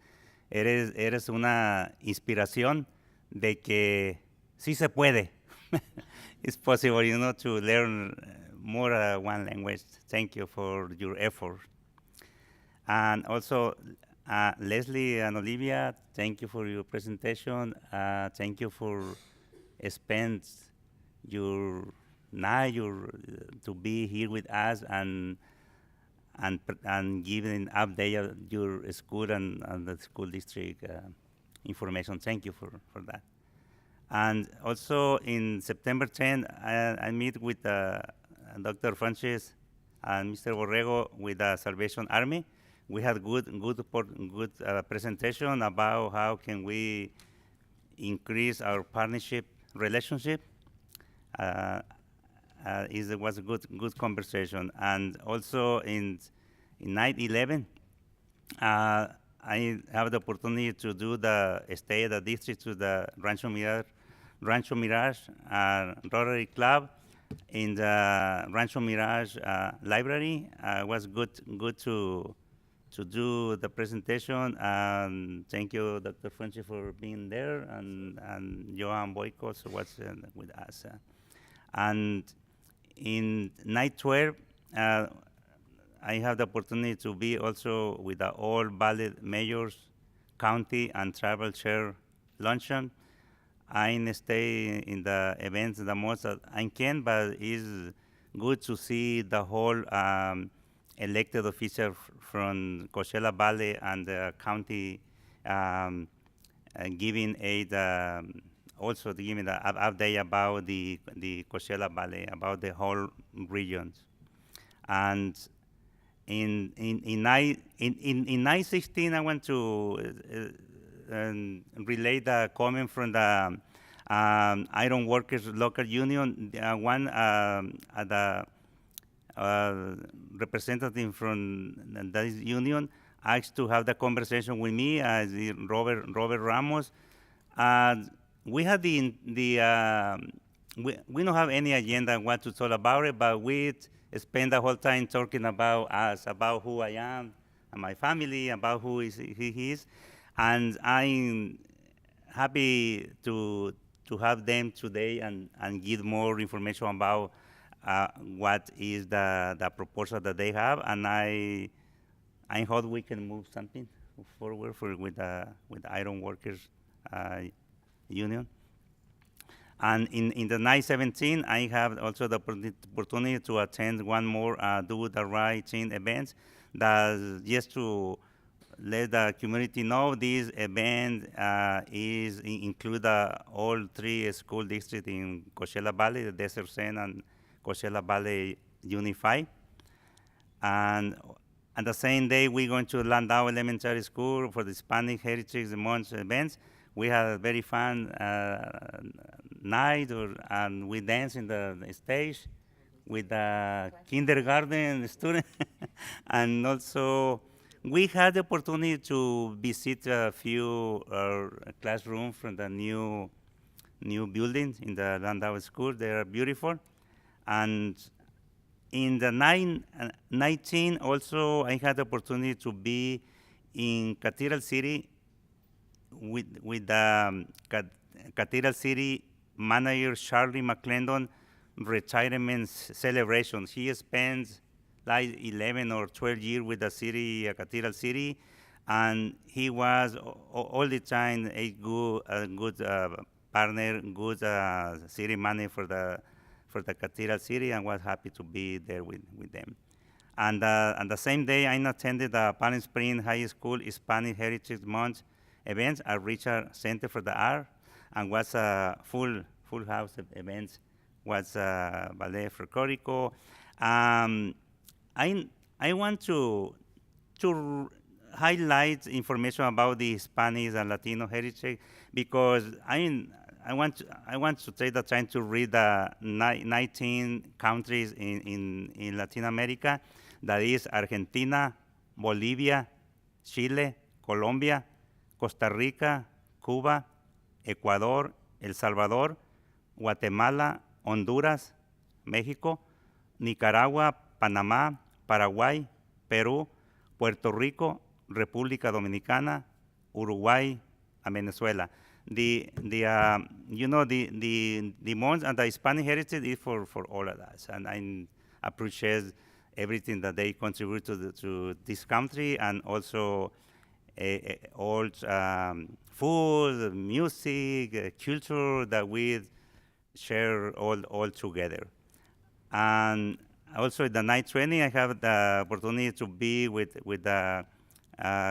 Claire Guerrero with they call board members legislative coffee with California State Senator Rosalie Ochoa Bog, and I was happy to be with her, and I want to appreciate Jeff Simmons for facilitate the space in one way that they don't give too much time, but you found the solution quickly, and they decide to pick the Spanish Pre-Unified because it's a good, it's centered for the whole county in Riverside. Thank you, Jeff. And with that, I end my comments. Thank you. And now I would like to move to item 15, student board member comments. Do board members, you have any comments to share with us? I'd just like to say congratulations, Nathan. That was very inspiring, and yeah, just congratulations. Well, I just wanted to comment on the dual immersion program. I thought it was a great program because having a mainly like Hispanic dominant community and area, I think it's super cool. And maybe in the future we can bring out more languages, but I think it's super good. And because, well, now as we know, since funding is getting cut to schools, I'm surprised this is still open, and I think this is a great opportunity for everybody. And I'd like to really just, say thank you for that. And I hope this program is able to expand. Thank you. Next item is item 16, superintendent report. Good evening, everyone. Thank you, Board of Education. I wanted to start by, first of all, acknowledging Mrs. Gallegos and the issue with the transportation. We will be in contact tomorrow, so thank you for bringing that to our attention. And also, we will bring back the CWA community workforce information. I am familiar with that because of my years in San Bernardino City Unified, so we'll get that information back to you so that you can make some informed decisions. And also, I want to thank our scholars here tonight, Olivia and Leslie. Job well done. Rancho Mirage and Cathedral City are very proud of you, and Nathan as well, who just left the building. And that's what we're talking about when we speak about excellence. And when I give my superintendent's report, I want to hone in on what excellence means. So I'll try to weave that in tonight as I go. So next slide, please. So what you see here with the DHS Rotary Partnership is a young lady that was a district scholar and she was a graduate of DHS High School in 2020. And during our meeting, this young lady, who is now the president of Desert Hot Springs Rotary, she led and facilitated that meeting. That's what we mean by a portrait of a graduate. Someone who is collaborative, can communicate, can think critically, can lead others, just like we saw these scholars here tonight. So my hat's off to Mrs. Alyssa Nieto, Karen Cornett you see there, Jeff Simmons and Joan Boyko for being there as well. But that's a district scholar who's going on to do some great things in leadership. Next slide, please. And that's excellence. And then our Hispanic Heritage Night at Landau Elementary School. Just wanted to point out, anytime that you can get with your community, your local businesses, highlight their work, allow them to come in, sing and dance and be proud of who they are, that's excellence as well. You see our board there, out in the community doing great things, and that moves us to the next slide. If you can pause that real quick. Because this is actual, go. This is actual board superintendent collaboration that I wanted to share, which is also a part of that excellence as well. It's just a little snippet. We didn't get all of it, but if you could play that.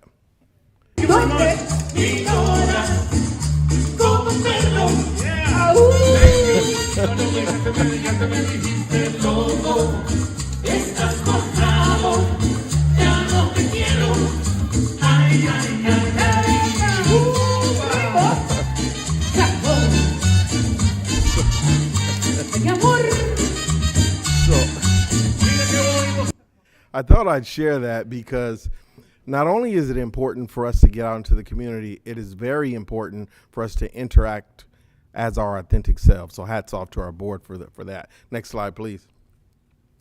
In my last couple of slides, I did also want to point out the Regional College Fair and give a shout out to our Agua Caliente Band of Cahuilla Indians, One Future Coachella Valley, Desert Sands Unified, Coachella Valley Unified, and everyone who volunteered, Dr. Dimmick, as well as Joan Boyko. And when our scholars are exposed to college readiness or opportunities, it helps them set realistic and meaningful goals, right? It helps them be prepared for what their future might hold and even dream big. And it also gives our scholars access to knowledge and experiences that support upward mobility and gives them access, especially to our underserved young people. So hats off. There were, I think, over 100 colleges and career organizations there that gave our young people a glimpse into what they could become. So I thank our board as well for their leadership there. And then finally, I wanted to point out, next slide, please. My first 100 days, I've been in Palm Springs Unified for approximately 3 months. And I've enjoyed my time here. And I love being here. And I appreciate being your superintendent. And I appreciate the warm welcome. And within those 100 days, I've been able to keep my word. I've been able to visit all of our district school sites. I've met with over 100 people, partners, and community members. And I've also had a chance to understand who we are as a district academically. As a matter of fact, I've been with Dr. Kovac and her team. We've visited all of our schools, and we've taken a close look at our classrooms and what our scholars and educators have embarked on and are doing.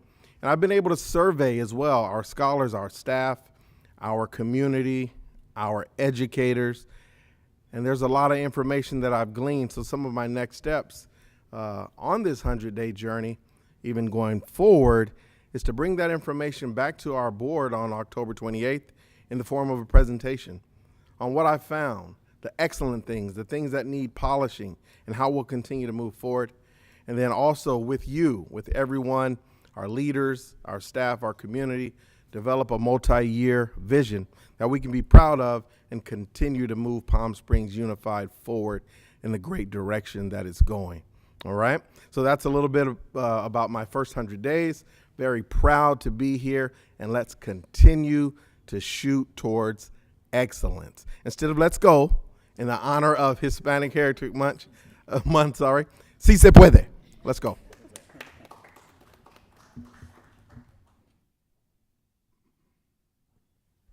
Thank you, Dr. Francis.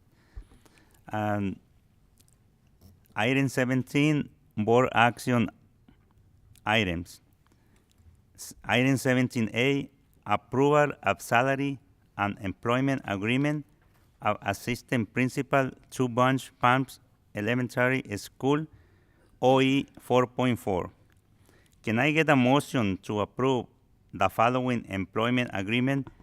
Employment agreement with Kay Reedy, assistant principal of Two Bunch Palms Elementary School, salary schedule 202, column 2, step 21, effective 09/24/2025. Can I get a motion? I'll move it. Second. Any question? Please vote. Oh, sorry. All right. Well, good evening, Board President. Good evening, Board President and esteemed board members. It's my pleasure to make the recommendation for Mr. Keith Reedy for the position of Assistant Principal to Bunch Palms Elementary School. Mr. Reedy holds a bachelor's degree in athletic training, a master's degree in health and human performance, and received an additional bachelor's degree in elementary education from Eastern Illinois University. Prior to entering the field of education, Mr. Reedy is a United States Marine and National Guard member. He joined Palm Springs in 2015 as an elementary teacher at Bella Vista Elementary School. He's also been a teacher at Catherine Finching and a teacher on special assignment at Cahuilla, where he currently serves as a teacher. His previous principal, Dr. Saunders, had the following to say. His attention to detail, fast learning ability, strong communication skills, collaborative nature, and expertise in MTSS behavior support programs make him an invaluable asset to any school community. We're confident that Mr. Reedy will be a great addition to the staff at Two Bunch Palms Elementary, and we're excited to have him join the strong culture at the Jackrabbit family. Mr. Reedy, please address the board and introduce any guests that are here in the audience. Well, thank you. I want to say to our board president and members, to our superintendent and cabinet, I'm honored that you have trust in me. I'm excited about the opportunity to serve our educational community as an assistant principal. I want to say thank you to my administrators for their leadership, their guidance, their mentorship. And I want to say thank you to my family and friends, especially my wife, for their love and support. Thank you. Thank you. Okay. Now we're ready to vote. Okay. Any questions? Please vote. All in favor? Aye. Aye. Aye. Motion passed. Congratulations. Congratulations.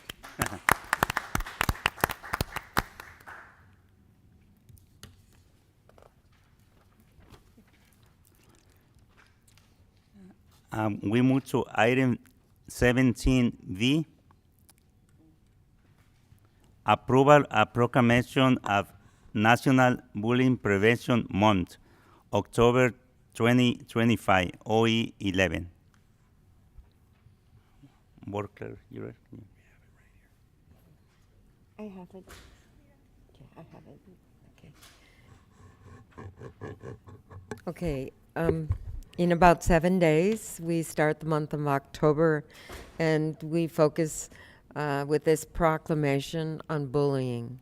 Whereas bullying is physical, verbal, or emotional harm or intimidation intentionally directed at a person or group of people, and whereas bullying occurs in neighborhoods, playgrounds, schools, and through technology such as the internet and cell phones, and whereas various researchers have concluded that bullying is the most common form of violence affecting millions of American children and adolescents annually, and whereas thousands of children and adolescents are affected by bullying annually, and whereas targets of bullying are more likely to acquire physical, emotional, and learning problems, and students who are repeatedly bullied often fear such activities as riding the bus,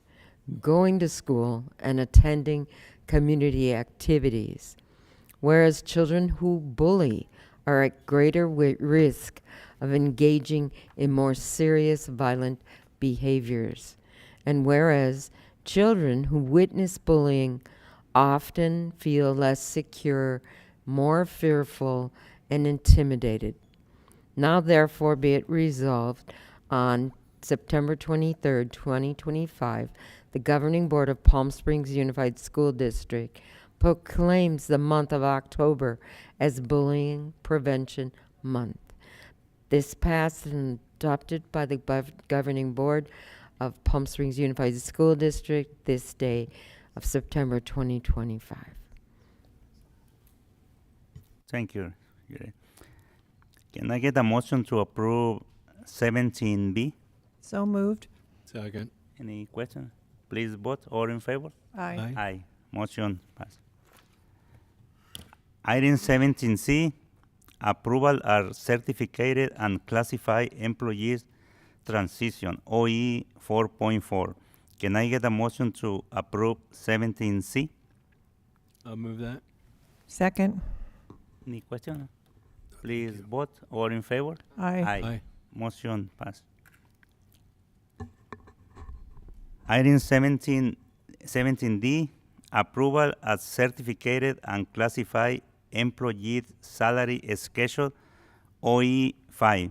Can I get a motion to approve item 17D? Move for approval. Any question? Please vote. Aye. All in favor? Aye. Aye. The following items will be approved in one vote. That one will be from 17E to 17W. Would anyone like to put an item for discussion or review? No. I don't. No? Okay. No? Karen? No, well, these were already presented to us before, so the board has been able to read them Okay. all before. Okay, thank you. Can I get a motion to approve item 70E to 17W? Move for, then second? Okay, move for approval. Any questions? Please vote. All in favor? Aye. Aye. Motion passed. Item 17X, approval of revised declaration of need for fully qualified educators for 2025-2026, OE 4.12. Can I get a motion to approve item 17X? Move. Second? Any question? Please vote. All in favor? Aye. Aye. Aye. Motion passed. Item 17Y, adoption of resolution number 2025/2026-12, approval to provide a temporary loan to the Adult Education Fund from the General Fund for fiscal year 2025-2026, OE 5. Can I get a motion to approve item 17Y? I'll move that. Second? Any question? Please vote. All in favor? Aye. Aye. Motion passed. Item 17Z, adoption of resolution number 2025/2026-13, finding the Education Services Supply Center located at 1247 South Guinea Trail, exempt from California Environmental Quality Act, and approving the filing and recordation of notice of exemption, OE 12.12. Can I get a motion to approve item 17Z? Move for approval? Second. Any question? No. Please vote. All in favor? Aye. Aye. Motion passed. Item 17AA, adoption of resolution number 2025/2026-15, approval to increase student board members' compensation pursuant to board by law 9150. Are you guys in agreement with that? Can I get a motion to approve item 17AA? Move for approval? Second. And any question, any comments? No? Okay, please vote. All in favor? Aye. Aye. Motion passed. Item 17AV, approval of compromise and release agreement number 25/26-05 between parents and district dated August 27, 2025, OE 6.1. Can I get a motion to approve item 17AV? Second? Any question? Please vote. All in favor? Aye. Aye. Motion passed. In this item also we use one vote to approve multiple items. Approval of expulsion cases 2025/2026-001 and 2025/2026-004, recommendation and finding of fact and conclusion of law, OE 11. Would anyone like to put an item for discussion or review? No? Can I get a motion to approve item 17AC and 17AD? I'll move it. Any question? Please vote. All in favor? Aye. Aye. Motion passed. The one is item 18, superintendent consents items, also in one vote. Superintendent consents item 18A to 18I. Would anyone like to put an item for discussion or review? No? No, thank you. Can I get a motion to approve superintendent consents item 18A to 18I? So moved. Oh, go ahead. Go ahead. So moved. Second. Any question? Please vote. All in favor? Aye. Aye. Aye. Motion passed.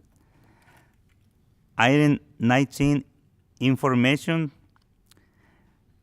And item 19A, an yearly Head Start and Head Start report per requirement for the Head Start Act for June and July 2025, OE 10.1.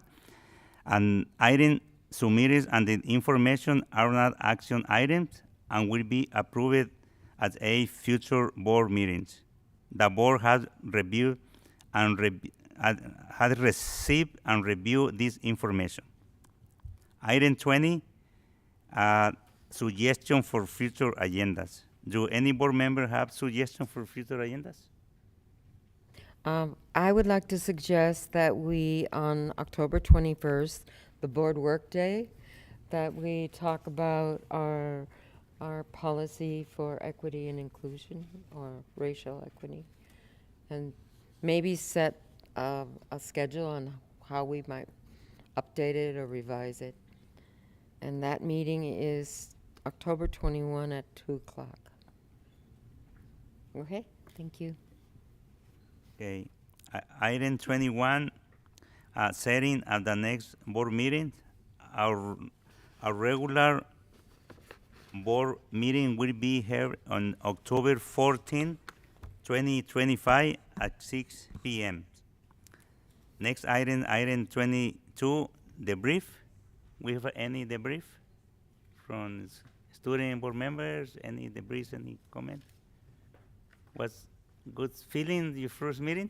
Yes, They thank got a you raise. very much. I'd just like to say thank you to the board for this opportunity. I'm very thankful, and I'm very excited to work with you guys and Leslie. Just kind of add on to what Olivia said. I agree, and I hope that I get to, learn more about you guys, and hopefully we are able to connect on a personal level as well. Nice. Okay, thank you. More. Item 23, adjournment. Can I get a motion to adjourn the meeting? So moved. Second. Please vote. All in favor? Aye. Aye. Motion passed. Thank you, everyone.